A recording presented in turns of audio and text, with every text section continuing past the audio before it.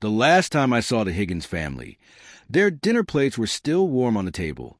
The kettle was whistling on the stove, and the front door was wide open like they had simply stepped outside for a breath of fresh air. By morning, they were gone. Not missing the usual way, not packed up and moved, not a note on the mantelpiece. Just gone. 3 people erased from a quiet English village in 1965, as if someone had lifted them straight out of their own lives. For years, people have asked me the same question.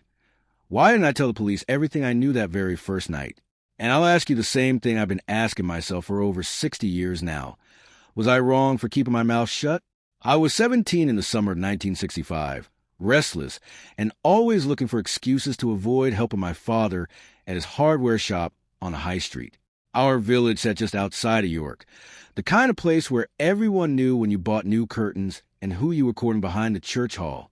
The Higgins family had moved into the old brick house at the end of Willow Lane 2 years earlier. Mr. Arthur Higgins worked as a railway clerk, quiet and polite, always tipping his hat when he passed.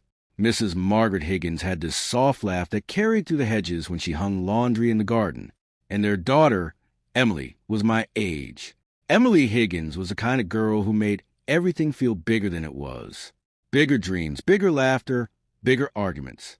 She had dark curls she was always trying to tame and a stubborn streak that matched my own.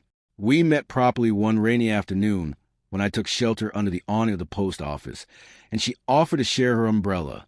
From there, it was stolen glances at the bus stop, passing notes of the village fete, and long walks along the canal where we talked about leaving the village behind. She wanted London. I wanted anywhere that wasn't my father's shop. On the outside, the Higgins family looked perfectly ordinary.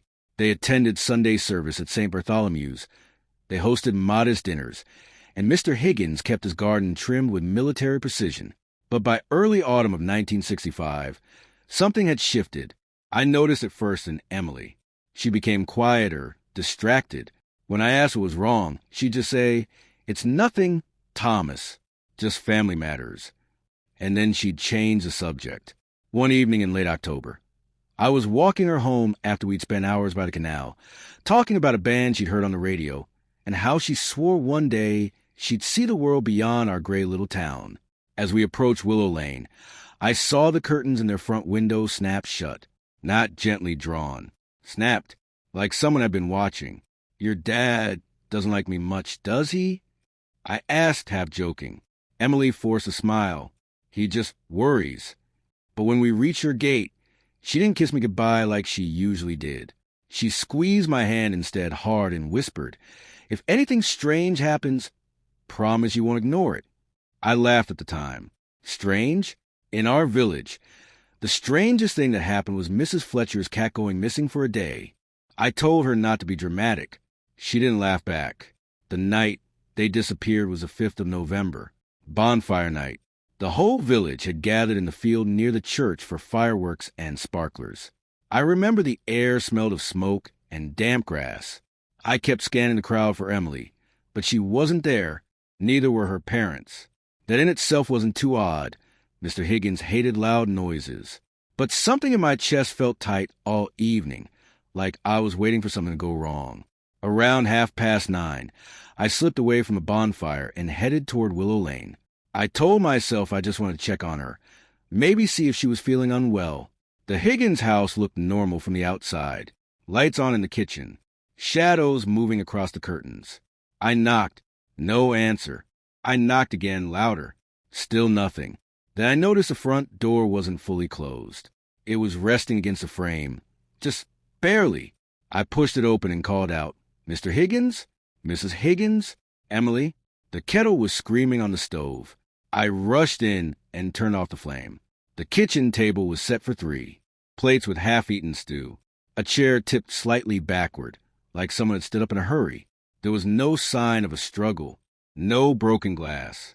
No blood. Just absence. I ran through the house, heart pounding. Upstairs, Emily's bedroom window was open, curtains fluttering in the cold night air. Her wardrobe doors were wide, clothes still hanging neatly inside. Her favorite coat was gone. So were her boots. I told myself they must have left suddenly. Maybe an emergency. Maybe a relative had fallen ill. But why leave dinner cooking? Why leave the door open? I should have gone straight to the police. Instead, I did something that has haunted me ever since. I went into Emily's room and searched. Inside her bedside drawer, beneath a stack of letters tied with ribbon, I found a small envelope with my name written on it. My hands were shaking as I opened it. Inside was a single sheet of paper. Thomas, it read. If you're reading this, it means I didn't get the chance to explain. My father has been meeting someone, a man who comes late at night. They argue. I heard the word debt. I don't think we're safe. If we disappear, don't trust what they tell you. And please, don't come looking for us. Don't come looking for us. I felt the world tilt. Debt? Mr. Higgins was a railway clerk. They lived modestly. What kind of debt could make a family vanish mid-dinner? The next morning, the village was in chaos. Mrs. Fletcher had gone over to borrow sugar and found the door still ajar. The police from York arrived by noon. They searched the house thoroughly. I stood at the edge of the crowd, letter burning a hole in my coat pocket, listening as officers speculated about a sudden trip, a family emergency, maybe even foul play. When they asked if anyone had seen anything unusual, I kept my mouth shut. That was my first mistake. Over the next week, the investigation intensified. Detectives questioned everyone. They asked me about Emily. I told them we'd been courting, that she seemed a bit worried lately, but I didn't mention the letter. I didn't mention the word debt. I didn't mention the mysterious man. Part of me was afraid that if I spoke up, whoever had frightened her would come after me next. And part of me, selfishly, clung to that line, don't come looking for us. I convinced myself that maybe they had planned this. Maybe they'd left to escape something terrible. Maybe staying silent was protecting her. Then, 3 days after the disappearance, I saw something that made my blood run cold. I was closing up the shop late when a black saloon car rolled slowly past. It wasn't a car I recognized from the village. The driver didn't look at me directly, but as the car passed under the street lamp, I caught a glimpse of his face. Sharp features, narrow eyes, the kind of face you remember because you don't want to see it twice. The car turned down Willow Lane. I followed on foot, keeping to the shadows. The Higgins house was still cordoned off with police tape, but the car stopped just short of it. The driver stepped out, looked toward the house for a long moment, then back toward the main road, as if checking whether anyone was watching. Our eyes met. I ducked behind a hedge, heart hammering. When I peeked out again, he was gone, car and all. That was the moment I knew this wasn't some simple family emergency. So that's the situation I was in.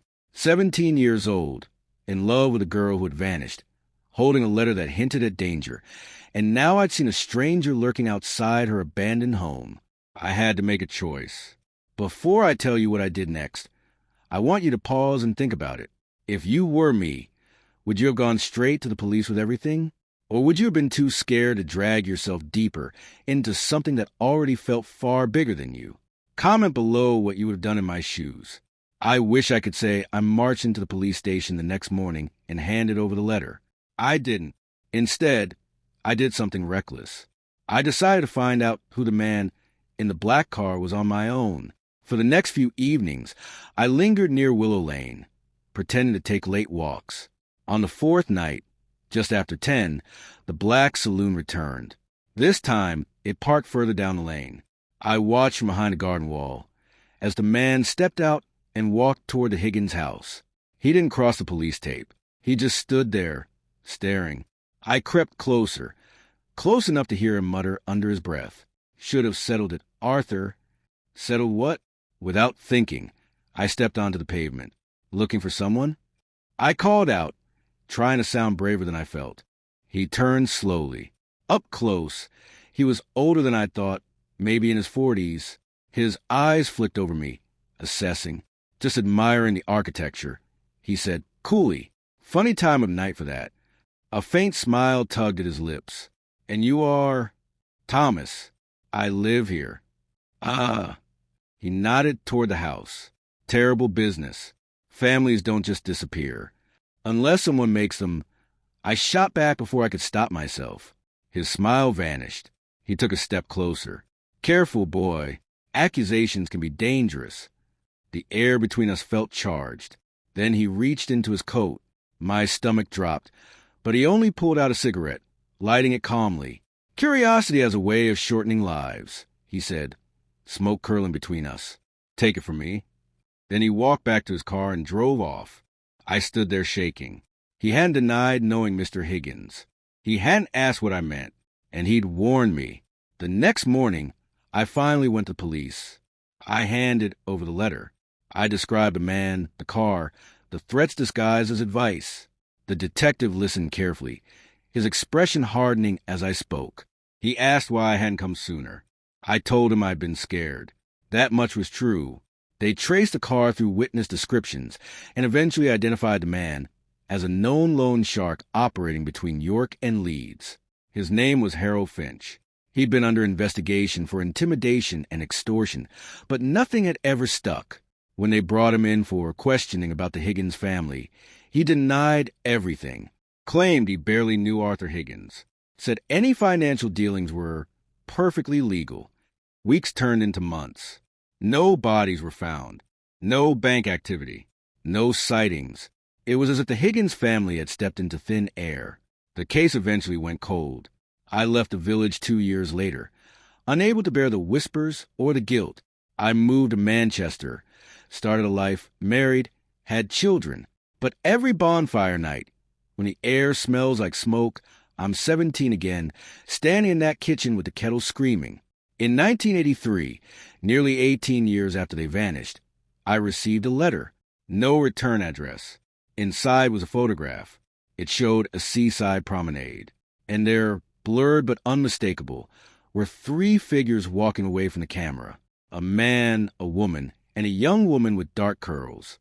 On the back, in familiar handwriting, were 2 words. "We're safe." I don't know where they went. I don't know what debt Arthur Higgins owed or how he settled it. I don't know if Harold Finch was the villain I believed him to be, or just a symptom of something bigger.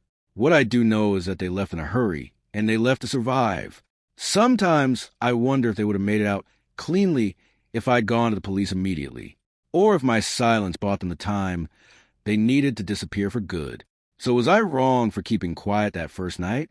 Was I a coward, or did I unknowingly help the girl I loved escape whatever darkness was closing on her family? I've carried that question my entire life. Maybe there isn't a clear answer. Maybe some mysteries stay unsolved not because we can't find the truth, but because the truth is safer buried. If you were on my side, if you think I did the best I could at 17, like this video, if you think I should have gone to the police immediately, tell me why in the comments. And if you want to hear more stories about the secrets small towns try to hide, subscribe to the channel and stick around. Share your final thoughts on this whole mess in the comments section. I read more of them than you'd think. I'll see you all in the next story.